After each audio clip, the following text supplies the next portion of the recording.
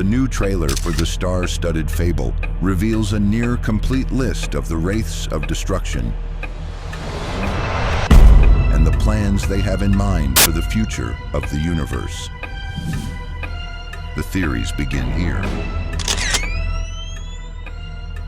At the beginning of the video, we can see what Jingliu's prison is like, a sort of continuation of what happened in 1.4, revealing that he plans to bring death to the Aeon of Abundance, with the remains of Luocha's propagation in the coffin he carries with him. But first, he must make the Emanadores of Destruction make their preparations for this to work, thus beginning the War of the Eons. Here, important details are revealed about how the Emanadores plan to unleash Irontomb, the Emanator who controls technology for their own benefit. They want to use this to bring down the Aeon of Erudition, as well as devastate other organizations to make it easier for them to control them. What's curious here is that it shows us that their presence is accustomed to Amphorius, in addition to easily controlling the machines in the universe, such as using the Emperor's anti-organic equation, like what happens in Amphorius with Aquila, thus taking control of the Aeon of Erudition.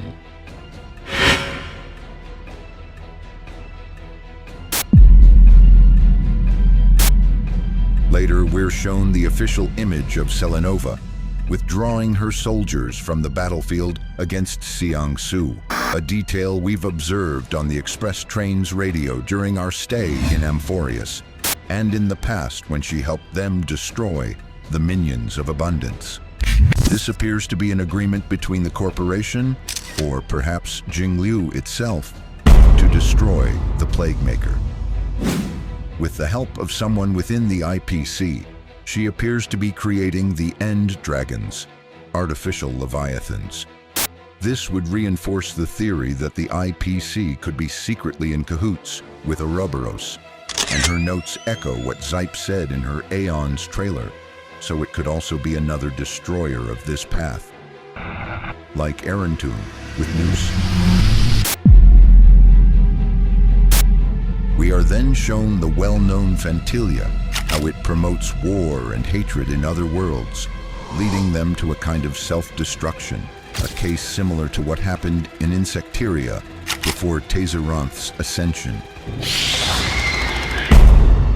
Curiously, the chess player makes his appearance destroying certain worlds in a sea of mist and sand, again recalling the planet of the Aeon of Propagation, but above all with the idea of destroying exaltation.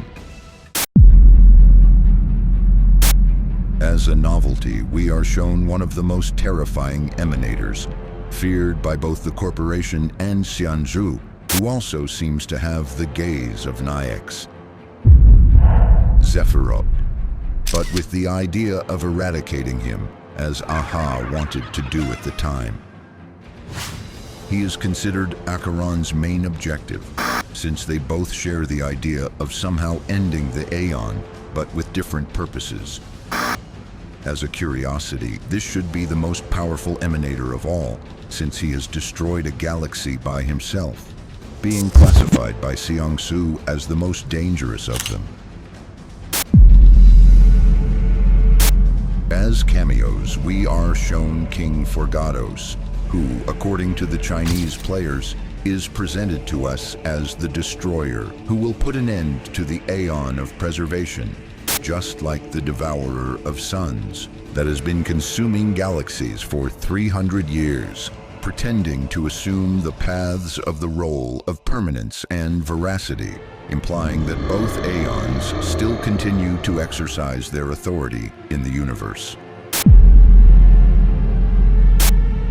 Finally, the Emanator, they express their goal of destroying all paths that belong to them, starting with the welcome and liberation of Irontomb.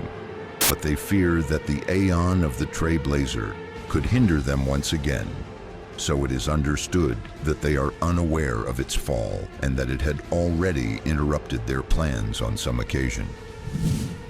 The curious thing is that Phanom is described as the spark that will ignite everything. Possibly his rise is one more of them, probably representing the arrival of the finality or of the same destruction incarnate, accompanied by another possible emanator, being the case of Irontomb, but with the consciousness of Emperor Rupert, reason why he can control the scepter of Amphorius. And just as predicted in the simulated universe and the machines in the Shanzhou cell, the ashes of a king could be about to rise again.